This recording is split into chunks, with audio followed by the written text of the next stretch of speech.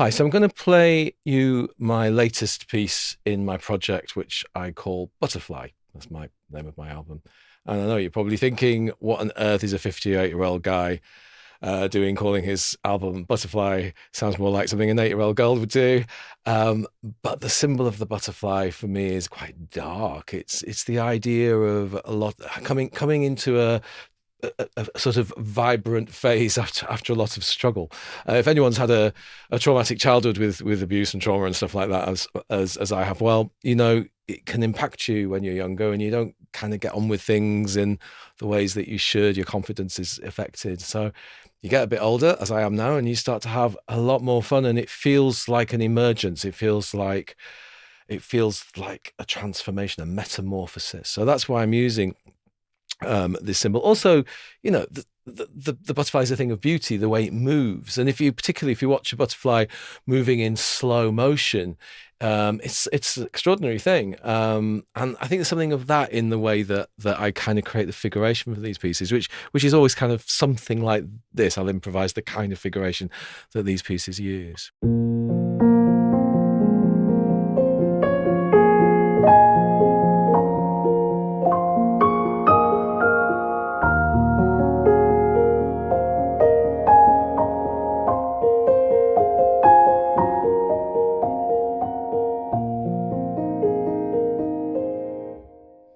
And that's how I get my ideas. I improvise. Maybe that'll turn into a piece. We'll see. And it's always in this style. It's a kind of almost like a genre that I've kind of done this kind of butterfly piano piece using this kind of rhythms and figurations and so on. It's the rubato, I think, in particular, the way it kind of stretches and it's very slow motion. It's very graceful, but there is kind of this feeling of strength. For all that it's very delicate playing to reflect the fragility of a butterfly. It has to sound fragile, but at the same time, there's this kind of grace and I would say strength or even effort. If you watch a butterfly flying in slow motion, as I say, there's almost a feeling of effort to the way that the wings move. It's quite extraordinary.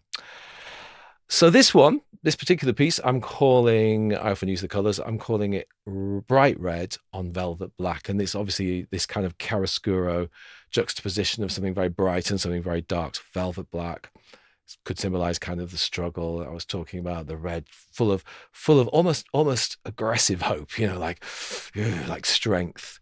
So that's this particular piece. That's the feeling I'm working through when I improvise and work with these ideas and play these ideas.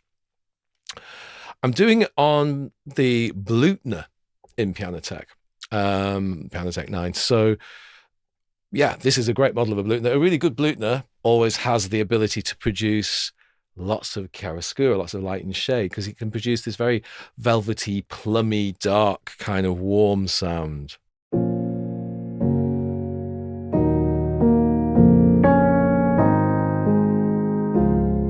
But as you could hear, the way those notes can sort of poke through, there's this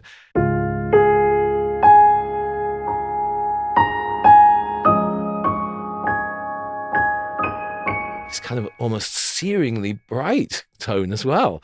So it's got this contrast, this ability to contrast. So it's kind of perfect for this particular piece. So here it is. This one's called, as I said, bright red on velvet black.